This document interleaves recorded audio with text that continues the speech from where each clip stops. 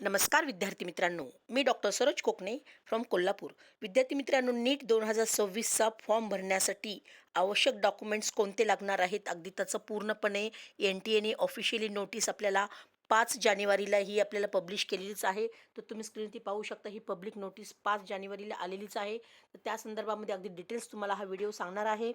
तर कुठले आवश्यक डॉक्युमेंट्स लागणार आहेत आणि कशाप्रमाणे तुम्हाला डॉक्युमेंट्स अगदी व्यवस्थित फाईल करून तुम्ही व्यवस्थित एका फॉर्मॅटमध्ये तुम्ही फिलअप करून ठेवू शकता, की जेणेकरून तुम्हाला नीटचे जे आपले आता ॲप्लिकेशन फॉर्म लवकरच चालू होतील, तर त्यावेळेस तुम्हाला कुठलीच अडचण येणार नाही.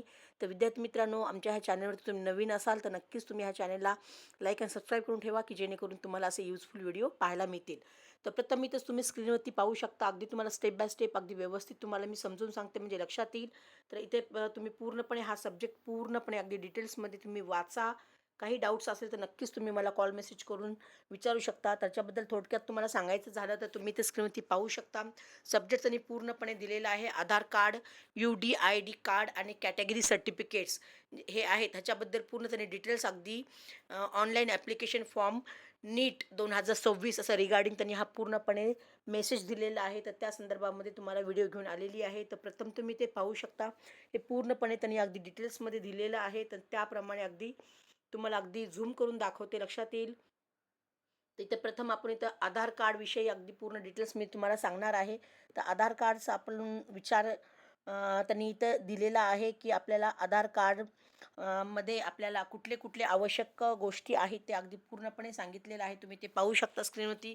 त्यांनी इथं पहिल्यांदा नाव इथं मेन्शन केलेलं आहे. तर तुम्ही अगदी त्या विद्यार्थ्याचं व्यवस्थित नाव आहे का नाही ते तुम्ही अगदी स्पेलिंग मिस्टेक आहेत का नाही ते अगदी तुम्ही फाइंड आउट करा. म्हणजे ज्या विद्यार्थ्यांचं आधार कार्डवरती नाव आहे तसंच तुमच्या 10वीच्या अगदी सर्टिफिकेटवरती सुद्धा सेम आहे का ते अगदी तुम्ही व्यवस्थित टॅली करा, की जेणेकरून तुम्हाला फॉर्म भरतेवेळेस काही अडथळा येणार नाही. म्हणजे सगळ्यात जास्त इम्पॉर्टन्स ते स्पेलिंग मिस्टेक असतात विद्यार्थ्यांचे, ते तुम्ही व्यवस्थित करेक्शन आधीच करून घ्या. आता तुमच्याकडे वेळ आहे तर ह्या सगळ्या गोष्टी व्यवस्थित करून घ्या, कारण ते फॉर्म भरतेवेळेस अगदी त्या आधार कार्डवरती अगदी तुम्हाला व्यवस्थित तुमचं नाव व्यवस्थित आहे का, आडनाव आहे, वडिलांचं नाव आहे, हे सगळं व्यवस्थित तुम्ही चेक करून स्पेलिंग मिस्टेक वगैरे करून ते व्यवस्थित आधार कार्ड अपडेट करून ठेवा. आणि त्यानंतर येते ते डेट ऑफ बर्थ.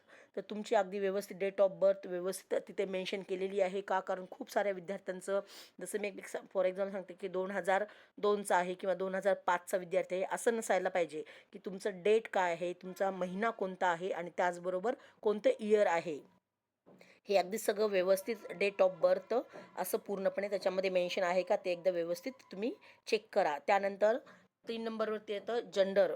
तर तुमचं मेल फिमेल व्यवस्थित आहे का नाही तिथं मेन्शन केलेलं आहे का. काही मुलांना मेलच्या ठिकाणी फिमेल येतं, फिमेलच्या ठिकाणी मेल असं केलं जातं. तर ह्या सगळ्या पुढे ह्या गोष्टी मिस्टेक होण्याच्या आधीच तुम्ही आधी व्यवस्थित सगळं चेक करून ठेवा. आणि त्याचबरोबर फोटोग्राफ, म्हणजे तुमचा व्यवस्थित फोटो आहे का, म्हणजे खूप मुलांचे लहानपणांचे फोटो वगैरे असतात आधार कार्डवरती तिथे अगदी 4थी 5वीचे. तर तुमचे ते नवीन फोटो म्हणजे लेटेस्ट फोटो अपडेट झालेले नसतील तर ते अपडेट करून घ्या, की जेणेकरून तुम्हाला फॉर्म भरतेवेळेस धावपळ होणार नाही. ते सुद्धा अगदी व्यवस्थित चेक करून तुम्ही करून आत्ता घेऊ शकता. आणि त्यानंतर जो दिलेला आहे आपल्याला तिथे ॲड्रेस, ते ॲड्रेस अगदी व्यवस्थित तुमचा आहे का नाही ते पण अगदी व्यवस्थित चेक करा. आणि त्यानंतर जे दिलेलं आहे biometric information, okay, whenever applicable असं दिलेलं आहे. तर हे पूर्णपणे आधार कार्डवरचं त्यांनी पूर्णपणे इथं आपल्याला सांगण्यात आलेलं आहे. तर आणि पुढचं जे तुम्ही इथे अगदी व्यवस्थित तुम्ही पाहू शकता आणि पूर्णपणे त्यांनी इथं लिंक पण दिलेली आहे.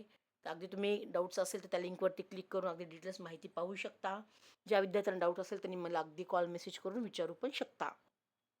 आणि त्यानंतर जे दिलेलं आहे तुम्ही ते पाहू शकता, UDID कार्ड, ओके. ह्याच्याबद्दल सुद्धा आधी त्यांनी व्यवस्थित पूर्णपणे सांगितलेलं आहे. ह्याच्याबद्दल पण तुम्हाला जर सांगायचं झालं तर ह्याच्यामध्ये अ, खूप साऱ्या विद्यार्थ्यांना डाऊट आहे की मॅडम UDID जे आहे ते कशाप्रमाणे आहे ते आम्हाला सांगा, असं म्हणून बऱ्यापैकी विद्यार्थ्यांची मला मेसेजेस आलेले आहेत. त्या संदर्भामध्ये मी हा व्हिडिओ बनवत आहे. तर हे पूर्णपणे फॉर्मॅट अगदी मी तुम्हाला सांगण्याचा प्रयत्न करत आहे. तर विद्यार्थी मित्रांनो, अगदी हे जे आहे तर त्याच्यामध्ये आपल्याला पूर्णपणे त्यांनी पर्सन अँड डिसेबिलिटी असं दिलेलं आहे. म्हणजे त्या ठिकाणी तुम्ही अगदी इथे UDID card for person and disability candidate are advise the UDID card is valid update आज रिक्वायर्ड असं त्यांनी पूर्णपणे दिलेलं आहे. हे डिस्ट्रिक्ट लेवलवरती तुम्हाला PWD ज्या विद्यार्थी आहेत त्याच्यामध्ये PWDमध्ये आहेत, तर त्या विद्यार्थ्यांनी अगदी तुम्ही व्यवस्थित ते सर्टिफिकेट काढून घ्या.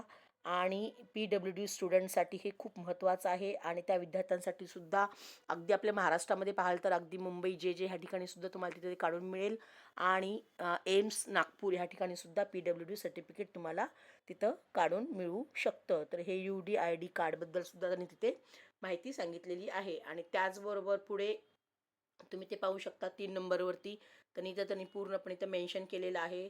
तर हे कॅटेगरी सर्टिफिकेटबद्दल सुद्धा तरी पूर्ण ही नोटीस त्यांनी इथं सांगितलेली आहे. तेही तुम्हाला अगदी इथं मी ते सांगते की प्रत्येक कॅटेगरी वाईज त्यांनी तिथं अगदी मेन्शन केलेलं आहे की EWS, SC, ST, OBC, NCL candidates are advise that category certificate, म्हणजे खूप साऱ्या विद्यार्थ्यांना कॅटेगरी सर्टिफिकेटमध्ये सेंट्रलच्या आणि स्टेटच्या ह्याच्यामध्ये अगदी विद्यार्थ्यांना जेव्हा आपण फॉर्म भरतो आणि जेव्हा ॲडमिशनच्या वेळेस येतो तेव्हा खूप साऱ्या विद्यार्थ्यांना कन्फ्यूज होतं की मॅडम सेंट्रलसाठी आम्हाला कोणते पाहिजे, तर आम्ही कुठल्या कॅटेगरीमधून येणार आणि स्टेटमधून कुठल्या येणार.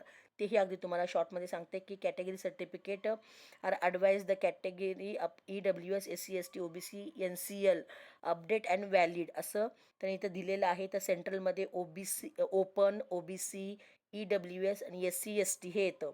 आणि स्टेटमध्ये आपण पाहिलं तर ते ओपनमध्ये SCBC आणखीन एक त्यामध्ये ॲड होतं आपल्याला स्टेटमध्ये. हे सेंट्रलमध्ये नसतं, हे स्टेटमध्ये असतं. SCBC आणि EWS ओके, इकॉनॉमिकल विकास सेक्शन. आणि सेंट्रलमध्ये OBC येतं आणि स्टेटमध्ये OBCमध्ये SBC येतं, NT1, NT2, NT3 आणि VJ कॅटेगरी येतं. त्याच्यामध्ये कुणबी वगैरे पण ॲड असतं. हे आपलं स्टेटमध्ये झालं.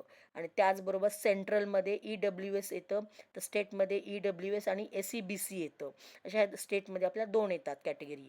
आणि SC STचा जर विचार केला तर सेंट्रलमध्ये पण SCचंही तिथे काही फरक आपल्याला पाहायला मिळत नाही. सेंट्रल आणि स्टेटमध्ये SC ST अगदी तेच असतं, त्याच्यामध्ये दुसरं काही बदल आपल्याला पाहायला मिळत नाही. तर अगदी ह्याच्यामध्ये फॉर्मॅट ऑफ कॅटेगरी जर तुम्हाला सुद्धा पाहिजे असेल, जर फॉर्मॅट तर तुम्ही सुद्धा मला कॉल मेसेज करून अगदी ह्याच्याबद्दल फॉर्मॅट विचारू शकता. OBC कॅटेगरीसाठी कुठला फॉर्म असतो आपल्या सेंट्रलचा, फॉर्म नंबर 9, आणि स्टेटसाठी OBC कॅटेगरीच्या विद्यार्थ्यांसाठी फॉर्म नंबर 8 असा हा तिथे फॉर्मॅट असतो. आणि त्यानंतर EWS इकॉनॉमिकल विकर सेक्शनसाठी सुद्धा तिथे एक फॉर्मॅट सेंट्रल आणि स्टेटचे तिथं दिलेले आहेत. ओके. आणि त्याचबरोबर कॅटेगरी आपल्याला SC STला काही जास्त काही फरक पडत नाही, कारण मोस्टली SC ST आपले महाराष्ट्रातले स्टुडंट हे महाराष्ट्रामध्येच घेतात, कारण ऑल इंडियाचा कट ऑफ हायर साईडला जातो. त्यामुळे महाराष्ट्रामध्ये चांगल्या मार्कवरती विद्यार्थ्यांना सुद्धा चांगल्या बेस्ट कॉलेजला तिथे ॲडमिशन मिळतं. त्यामुळे मॅक्झिमम विद्यार्थ्यांचा कल हा SC STच्या विद्यार्थ्यांचा महाराष्ट्रामध्येच असतो. त्यामुळे तिथे काय आपल्याला जास्त फरक पाहायला मिळत नाही. तर विद्यार्थी मित्रांनो, हे पूर्णपणे अगदी मी तुम्हाला अगदी हे जे काय आपल्याला 5 जानेवारीला ही नोटीस आली होती आपल्याला NTA कडनं, तर अगदी त्याचा नीट 2026चा फॉर्म भरण्यासाठी आपल्याला विविध वेगवेगळ्या कागदपत्रांचे फॉर्मॅट अगदी कसे पाहिजेत आपल्याकडे, अगदी सगळे आवश्यक डॉक्युमेंट्स आपल्याकडे आत्तापासूनच पूर्ण रेडी आहेत की नाहीत, हे अगदी तुम्ही व्यवस्थित चेक करा, की जेणेकरून तुम्हाला ह्या सगळ्या गोष्टी आपल्याला आत्ताच आपल्याकडे सगळे अवेलेबल असलं तर पुन्हा आपल्याला फॉर्म भरते वेळेस आपल्याला काहीच अडचण येणार नाही. तर विद्यार्थी मित्रांनो, हे सगळे अगदी गोष्टी मी थोडक्यात सांगण्याचा प्रयत्न केलेला आहे. व्हिडिओ आवडल्यास नक्कीच लाईक आणि सबस्क्राईब करा. गरजूंना आपण हा व्हिडिओ सेंड करा, की त्यांनाही लक्षात येईल की आपल्याला कोणते डॉक्युमेंट्स आवश्यक आहेत. अगदी डॉक्युमेंट्समध्ये कसे फॉर्मॅटमध्ये आपल्या डॉक्युमेंट्स आपल्याकडं पाहिजे आहेत, कुठल्या गोष्टी चूक झाली नाही पाहिजे, ज्या गोष्टी आपल्याकडे सध्या नाही येतं, म्हणजे पूर्णपणे फिलअप व्यवस्थित नाही येतं, जसं की आधार कार्डवरती काय मिस्टेक असेल, किंवा तुमच्या नावांमध्ये स्पेलिंगमध्ये काय मिस्टेक असेल, किंवा तुमची बर्थ डेट थोडी काय पुढे मागे चेंज झाली असेल, किंवा फोटोमध्ये तुमचा काय असेल फरक लहानपणाचा असेल तर आत्ता तुम्ही लेटेस्ट फोटो तुम्ही अगदी त्याच्यामध्ये तुम्ही अगदी अपडेट करून अगदी ह्या सगळ्या गोष्टी किंवा डॉक्युमेंट्स सगळे जे आहेत तुमच्याकडे, जे विद्यार्थी PWD येतं त्या विद्यार्थ्यांकडे जे नाही येतं सर्टिफिकेट्स, त्या विद्यार्थ्यांनी सुद्धा व्यवस्थित गोळा करून तुम्ही अगदी व्यवस्थित ठेवा. आणि जेणेकरून तुम्हालाही अडचण येणार नाही, किंवा तुमच्या मित्रांना नातेवाईकांना सुद्धा काही अडचण येऊ नये, त्यासाठी सुद्धा विद्यार्थ्यांना हा व्हिडिओ सेंड करा, की जेणेकरून त्यांना ह्याचा नक्कीच फायदा होईल. तर विद्यार्थी मित्रांनो, हे नीट 2026चा फॉर्म भरण्यासाठी आवश्यक डॉक्युमेंट्ससाठी त्यांनी इथे NTAने आपल्याला नोटीस 5 जानेवारीला दिलेलीच आहे. तर फॉर्म भरण्यासाठी विविध कागदपत्र कोणते लागू शकतात, त्याचा फॉर्मॅट कसा असतो, ह्याच्याबद्दल पण अगदी तुम्हाला अधिक माहिती पाहिजे असेल तर नक्कीच मला कॉल मेसेज करा. मी माझा नंबर डिस्क्रिप्शन बॉक्समध्ये दिलेला आहे, व्हॉट्सअप लिंक पण दिलेली आहे, त्याही लिंक लिंकला तुम्ही क्लिक करून जॉईन होऊ शकता आणि वरची व नवीन अपडेट्स पाहू शकता. तर विद्यार्थी मित्रांनो, काही अडचण असेल तर नक्कीच मला कॉल मेसेज करा.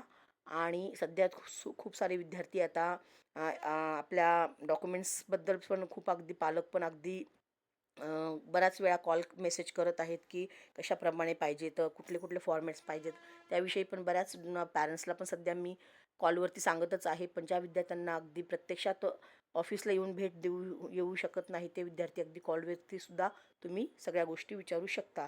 तर असेच युजफुल व्हिडिओ पाहण्यासाठी आमच्या चॅनल नक्की सबस्क्राईब करा आणि गरजूंना हा व्हिडिओ सेंड करा.